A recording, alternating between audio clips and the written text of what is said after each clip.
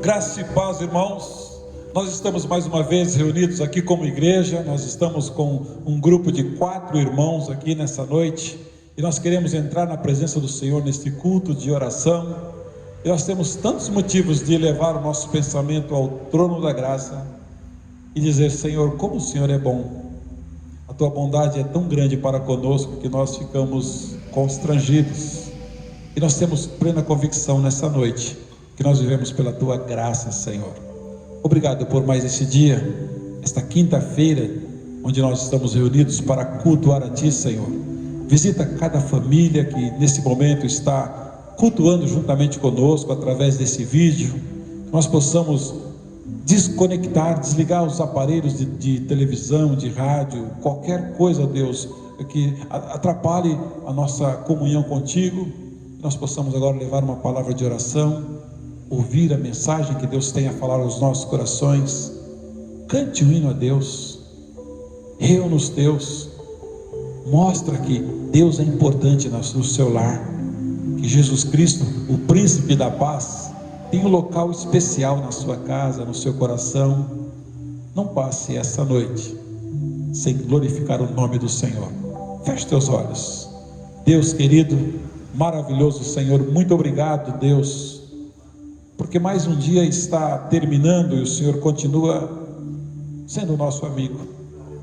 Obrigado, Deus, porque a sua fidelidade para conosco não acaba, não cessa.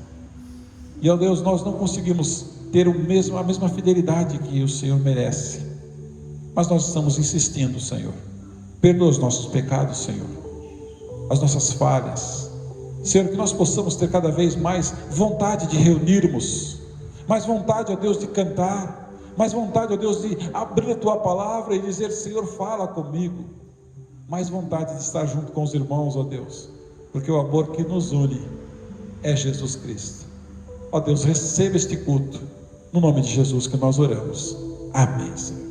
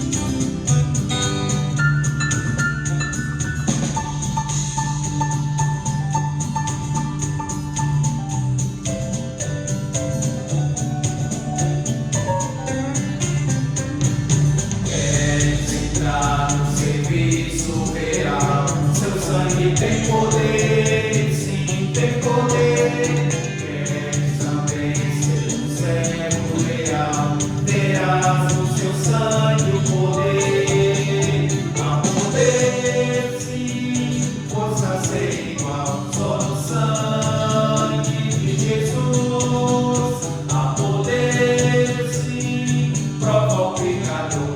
aceita o dom de Jesus, aceita o dom de Jesus. Amém.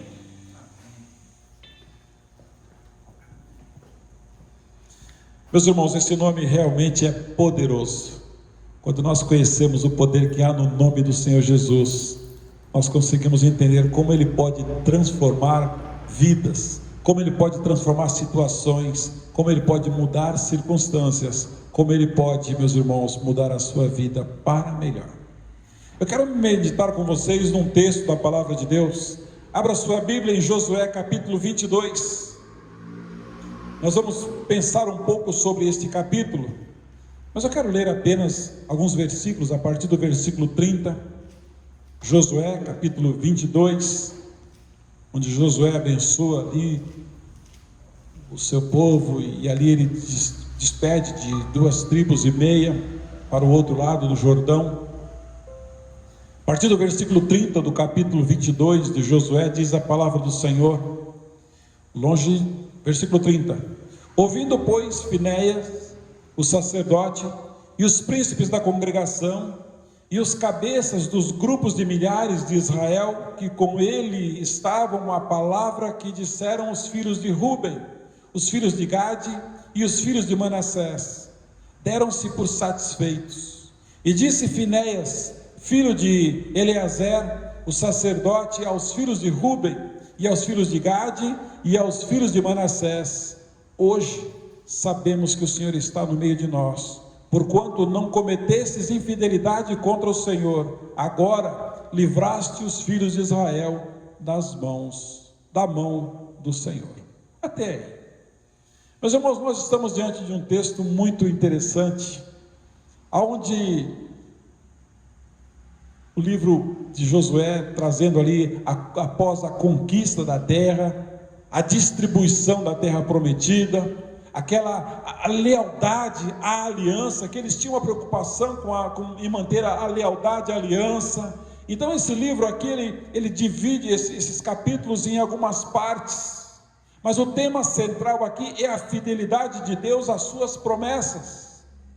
Meus irmãos, nós podemos entender aqui que esse tema recorrente aqui nos últimos capítulos é a resposta exigida pela graça extraordinária de Deus em nós. Deus é gracioso, mas Ele exige uma resposta de nós.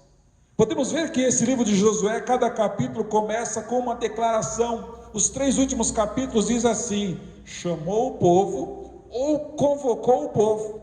Josué 22, 1, 23, 2 e 24, 1, nós vemos Deus convocando e Deus chamando o povo para uma conversa, para uma renovação da sua aliança. Então a lealdade à aliança na terra era importante. Eles precisavam entrar na terra que o Senhor havia jurado a eles, sob promessa, mas eles precisavam ser leal. Josué agora, como um líder, diz a Bíblia que ele conduz a nação a uma renovação, à aliança. Mas algo aconteceu, meus irmãos. As tribos ficaram observando o que ia acontecer, como que a outra, ficaram 9,5 tribos do lado de cá, e 2,5 tribos foram para o outro lado do Jordão. E ali eles levantaram um altar e foram mal compreendidos. Você já passou por a experiência de ser julgado pelas aparências ou por ser mal compreendido? Pessoas viram certas atitudes suas, com base nelas, tiraram as suas conclusões a respeito do seu caráter, sem sequer ouvi-las. Aqui, meus irmãos, aconteceu com eles. Interessante que esse texto de Josué põe a gente a par de uma solução interessante para o julgamento precipitado. Quando as 2 tribos, meus irmãos, resolveram levantar um altar, eles não entenderam, eles não se preocuparam em saber por qual razão estava sendo levantado esse altar, e já começaram a querer montar uma guerra, porque eles tinham grande preocupação em de que aquele altar fosse dedicado a deuses estranhos e a ídolos. Meus irmãos, a construção daquele altar por essas 3 tribos trouxe revolta às outras que estavam instaladas em Canaã, do outro lado do Jordão, conforme eu falei. Mas as tribos de Canaã pensaram que aquele altar serviria para oferecer sacrifícios a deuses alheios. A essa suspeita, e essa suspeita, meus irmãos, levantou-se um desejo de guerra. Mas o altar que as tribos do outro lado do Jordão construíram para si não era destinado para oferta de sacrifícios, não era para adoração de deuses ou de ídolos, mas era um memorial ao Senhor. Entretanto, igreja, como descobrir a intenção daquela obra? O meio foi parar de falar, cessar a fala, para ouvir. E eles começaram a justificar: peraí, por que vocês querem guerrear contra nós?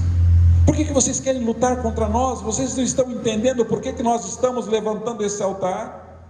De fato, meus irmãos, se os líderes das tribos de Israel instalados ali em Canaã não tivessem parado para ouvir a justificativa das tribos do outro lado do rio, ocorreria uma guerra injusta, uma guerra sem fundamento.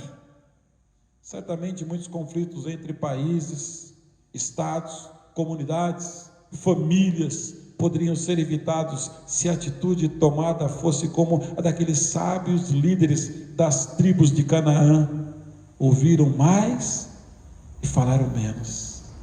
É por isso que quando você vai no livro de Tiago, capítulo 1, versículo 19, ele diz assim: meus irmãos, meus amados irmãos, tenham isto em mente, sejam todos prontos para ouvir, tardios para falar e tardios para irar-se. Quantas vezes a gente olha uma cena, olha uma situação e a gente julga, e já começa a travar um sentimento de guerra, de batalha dentro do nosso coração. A Bíblia diz em Provérbios 17, 28, que até o insensato passará por sábio, se ficar quieto, e se contiver a língua, parecerá que tem discernimento. Ah, queridos, era o povo de Deus que estava ali. Depois de um período, as 12 tribos, fica 9 tribos e meia aqui. José despede as outras 2 tribos e meia para que eles possam ir para o outro lado. No altar, junto ao Jordão. Esse livro de Josué é riquíssimo em explicar para nós vontade e querer de Deus na nossa vida. Era o retorno de Siló. As 2 tribos e meia levantaram ali, lá do lado da região ocidental do Vale do Jordão. O altar era grande. Diz a Bíblia que ele era estrondoso, se via de longe. Mas foi uma atitude desnecessária e presunçosa. O método divino para preservar a união, meus irmãos, todas as tribos deveriam reunir-se 3 vezes por ano, por volta do altar de Siló. Você encontra em Êxodo 23, 17. Não precisava de um novo, não, já tinha um. Era procedimento, 3 vezes por ano eles tinham que estar ali. Um altar na fronteira da terra de Canaã, na região a chegar ao Jordão, ao lado que pertence ao povo de Israel. Isto é, as 9 tribos e meia já tinham um altar. E em lugar de imediatamente empreender ali guerras, meus irmãos, e a guerra era legítima, porque eles não tinham a autoridade para levantar um altar. Levítico capítulo 17, versículo 8 e 9 diz: diga-lhes todo israelita ou estrangeiro residente que oferecer holocausto ou sacrifício. Versículo 9 de Levítico 17 disse: e não trouxer a tenda do encontro para oferecê-lo ao Senhor, será eliminado do meio do povo. Qual que era a preocupação deles ali, daquelas tribos? É que o povo pudesse partir para a idolatria, e Deus não aceitava de maneira nenhuma. Mas esse livro de Josué trabalha com a preocupação da unidade. Tinha Finéias. Finéias ouviu. Finéias estava lá, meus irmãos. Um homem manso, um homem que sabia entender as coisas. A palavra-chave aqui é a unidade. Apesar de serem 12 tribos espalhadas na terra prometida e tendo 2 tribos e meia a leste do Jordão, A centralidade dessa união é o Senhor. Meus irmãos, o terror de cada um seria a ameaça presente em abandonar o Senhor. A preocupação era essa, é que aquelas outras tribos entrassem num processo de apostasia. Foi Josué quem chamou ali, foi Josué quem despachou ali aquelas tribos depois de terem conversado com eles. Mas tinha uma preocupação. Eles tinham que levar em mente o versículo 5. O versículo 5 diz assim, Josué capítulo 22, versículo 5.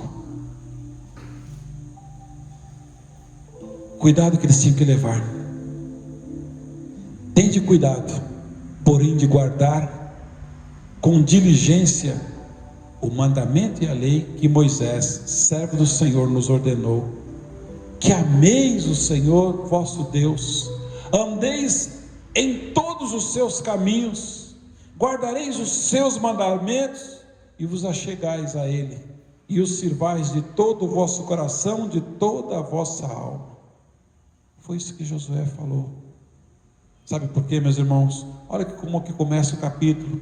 Josué chamou ali os Rubenitas, os Gaditas e aquela meia tribo de Manassés e disse: tendes guardado tudo quanto vos ordenou Moisés. Guarda aquilo que você já aprendeu, Moisés, servo do Senhor, e também a mim, que tendes obedecido em tudo quanto vos ordenei. Então Josué estava dizendo: olha, do jeito que eu aprendi, eu quero que vocês levem adiante. Do jeito que eu fiz, na fidelidade com a lei de Moisés, eu quero que vocês levem essa lei. Em seguida eu os abençoe e despede, e a Bíblia diz que despediu eles em paz. Meus irmãos, no entanto, as tribos do leste resolveram fazer aquele enorme altar, conforme o versículo 10.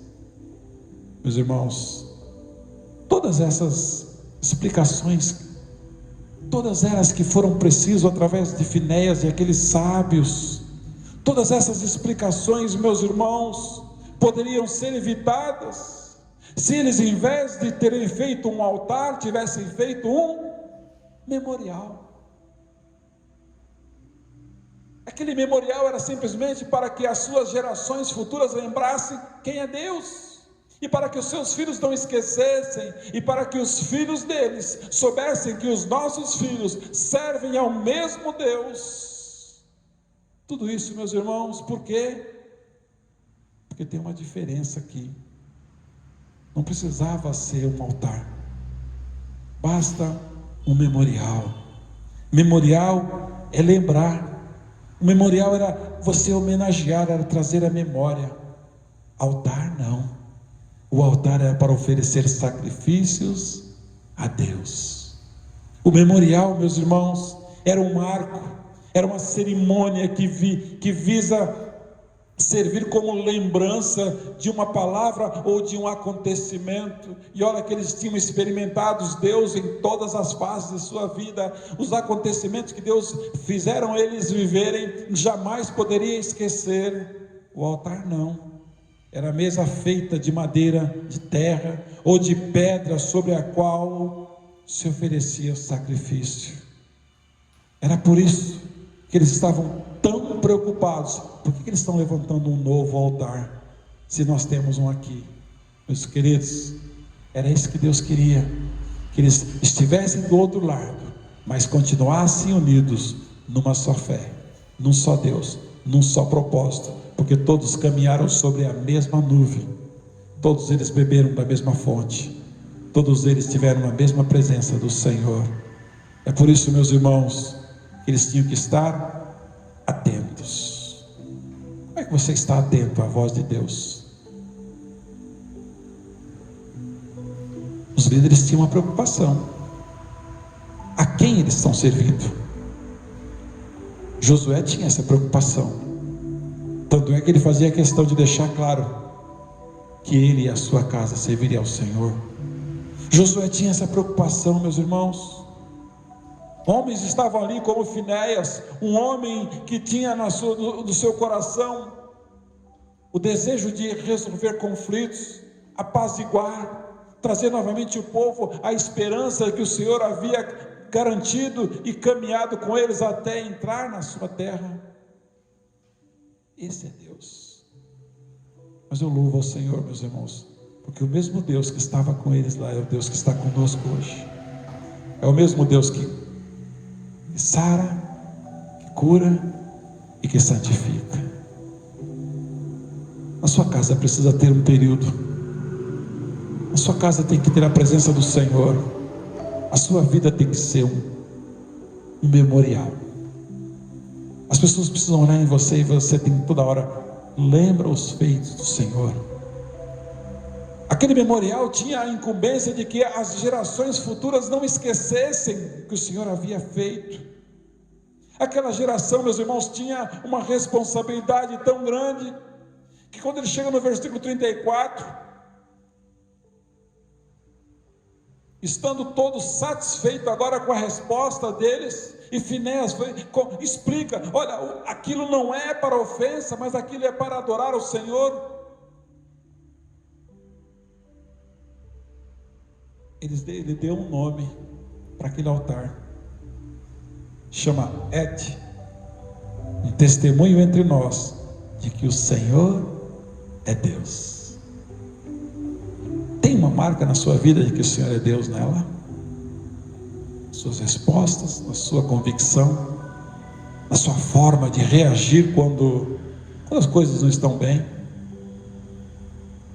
Aquela convicção e certeza que ainda que nada dê certo, Deus está contigo, porque Ele tem para você o melhor, no tempo certo. A resposta correta vem de Deus. Testemunho de que entre eles o Senhor é o único Deus. Entre mim e você, Ele é Deus. O amor que nos une é Jesus Cristo. A nova aliança que eu tenho contigo e com Deus é Jesus Cristo. A convicção de que o amanhã é possível é porque eu creio num Deus que subsiste a todo tempo. Meus irmãos, e era a promessa do Senhor que Ele colocaria num lugar, numa terra prometida, e eles entraram e foram abençoados. E Deus ouviu eles dizendo: nós aqui estamos. Queira estar onde Deus te preparou, onde Deus reservou. E tenha sempre um memorial. Lembre-se, para que você nunca esqueça de que um testemunho entre nós é que o Senhor é Deus. Feche teus olhos. Deus querido, obrigado, Senhor, pela salvação. Obrigado, Deus, pela presença a todo instante do Senhor. A convicção que nós temos de que o Senhor que nos salvou é aquele que nos mantém firmes até o dia final. Obrigado por este culto, ó Deus. Os irmãos estão colocando no teu altar aqui tantos agradecimentos, mas muitos pedidos. Faça de nós, ó Deus, um povo, Deus, um povo admirado pelos feitos do Senhor em nossa vida e por reproduzir o que o Senhor fez em nossa vida, na vida de outros, à luz da tua palavra, à luz do testemunho, à luz, ó Deus, daquilo que nós nos tornamos a partir do momento em que Cristo entrou no nosso coração. Livra-nos de todos os males, ó Deus, e que nós possamos estar cada vez mais atentos à tua fala e unidos contigo e unidos uns com os outros. É no nome de Jesus que nós oramos. Amém, Senhor. Amém. Deus abençoe, irmãos.